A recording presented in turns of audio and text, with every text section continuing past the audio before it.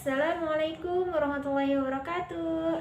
Perkenalkan, nama saya Kurniawati dari mahasiswi Universitas Islam Nusantara dari Prodi Pendidikan Agama Islam semester 7B. Di sini saya akan membahas tentang kegagalan pendidikan karakter di dunia pendidikan. Ini untuk memenuhi tugas pendidikan karakter, dosen yang mengampu mata kuliah tersebut adalah Pak Andreas Nur Kamil, MPDI. Nih ya, tadi kegagalan pendidikan karakter di dunia pendidikan. Pendidikan karakter tidaklah mudah, karena itu memerlukan waktu dan kerja keras dari semua pihak. Harus ikut menjadi bagian dari pendidikan karakter. Bukan hanya guru saja, tapi semua pihak, yaitu orang tua. Ya, itu juga termasuk untuk menjadi bagian dari pendidikan karakter. Karena selama ini sudah sangat banyak kasus-kasus yang terjadi di negara ini yang berkaitan dengan kegagalan pendidikan karakter yang berlangsung di sekolah gitu. Meskipun untuk kasus seperti ini bukan hanya permasalahan karakter saja yang perlu diperhatikan, tetapi digital literasi siswa juga perlu diperhatikan. Terlebih digital literasi anak Indonesia tergolong sangatlah rendah gitu, yang mengakibatkan hanya anak-anak Indonesia yang melakukan tindakan-tindakan pelanggaran sampai berurusan dengan penegak hukum akibat kurangnya digital literasi anak gitu. Ini akibat dari rendahnya literasi digital anak-anak Indonesia, itu sangatlah rendah itu. Terus apalagi terbukti perilaku anak-anak zaman now gitu, yang menunjukkan degradasi moral yang semakin parah. Apalagi setelah masyarakat dihebohkan dengan video anak SD yang viral tanpa risih melakukan hal yang tidak wajar gitu. Hal yang tidak wajar dilakukan anak seusia SD, bahkan ditonton oleh teman-temannya sendiri gitu. Masyarakat pun menjudge bahwa sekolah dalam hal ini para guru dianggap gagal mendidik akhlak siswa selama belajar di sekolah gitu. Oleh karena itu diperlukan pola dan strategis terbaik dalam pelaksanaan pendidikan karakter di sekolah dasar gitu. Banyak kegagalan di dunia pendidikan. Selain ini ya, video yang viral di masyarakat yang anak SD gitu melakukan tindakan yang wajar gitu.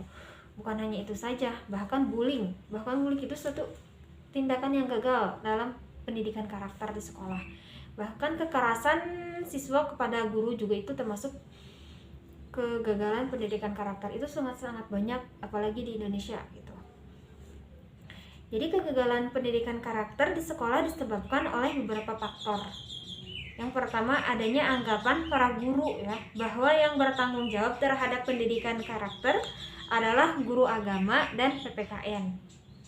Itu mungkin sangatlah rendah dalam mengajarkan pendidikan moral itu. Terus yang kedua, minimnya keteladanan guru dalam mendidik karakter untuk peserta didiknya. Nah, di sini pendidikan karakter yang guru itu pendidikan karakternya harus bagus gitu. Pendidikan karakter guru, jika kita bagus maka akan dicontoh oleh muridnya bagus. Jika gurunya tidak bagus dalam karakternya, maka si anak itu akan melunjak dan akan menuruti perilaku gurunya gitu. Itu adalah kegagalan ya, faktor kegagalan. Terus bagaimana ya untuk menghindari kegagalan dari pendidikan karakter anak Indonesia atau di sekolah. Yang pertama, perhatian dari orang tua. Itu adalah nomor 1. Perhatian dari orang tua. Jadi bukan hanya guru saja yang mendidik karakter, tapi guru juga harus mendidik karakter seorang anak.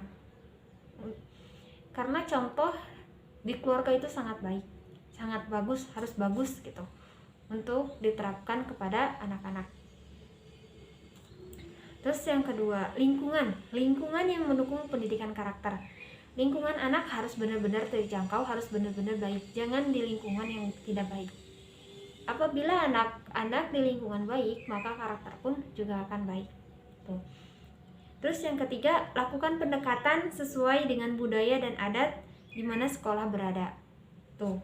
Terus yang terakhir, program pendidikan karakter yang terstruktur. Jadi benar-benar terstruktur gitu, pendidikan karakternya harus benar-benar baik gitu. Harus diterapkan di sekolah untuk mendidik karakter peserta didiknya. Itu ya. Nih, mendidik karakter dapat dilakukan dengan beraneka ragam cara, walaupun memerlukan waktu yang tidak singkat ya, berarti lama gitu. Dan diperlukan keterlibatan semua pihak, bukan hanya pendidik ataupun Kementerian Pendidikan dan Kebudayaan. Di dalam dunia pendidikan sendiri, masing-masing sekolah sudah diberikan kebebasan dan sendiri masing-masing sekolah sudah diberikan kebebasan ya dalam melaksanakan pendidikan karakter. Karena kita sudah memasuki merdeka belajar. Jadi di sekolah masing-masing benar-benar harus menerapkan pendidikan karakter itu, harus benar-benar struktur, harus benar-benar bagus gitu, untuk diterapkan kepada peserta didik. Karena pendidikan karakter itu sangatlah nomor satu kalau menurut saya, harus benar-benar diterapkan di dunia pendidikan. Terus ada satu yang perlu diingat. Keberhasilan pendidikan di sekolah bukan hanya sekadar nilai peserta didiknya yang bagus, tetapi sejauh mana sekolah mampu menciptakan lulusan yang memiliki karakter yang hebat sesuai dengan nilai-nilai bangsa Indonesia. Tuh kan? Jadi sekolah itu bukan hanya sekedar nilai saja untuk mencetak nilai yang tinggi gitu di setiap sekolah, bukan. Tapi sekolah itu harus mampu meluluskan peserta didiknya memiliki karakter yang tinggi, karakter yang bagus. Terima kasih. Ini pembahasan dari Kurniawati. Mohon maaf bila ada kata-kata yang salah atau melenceng. Terima kasih. Assalamualaikum warahmatullahi wabarakatuh.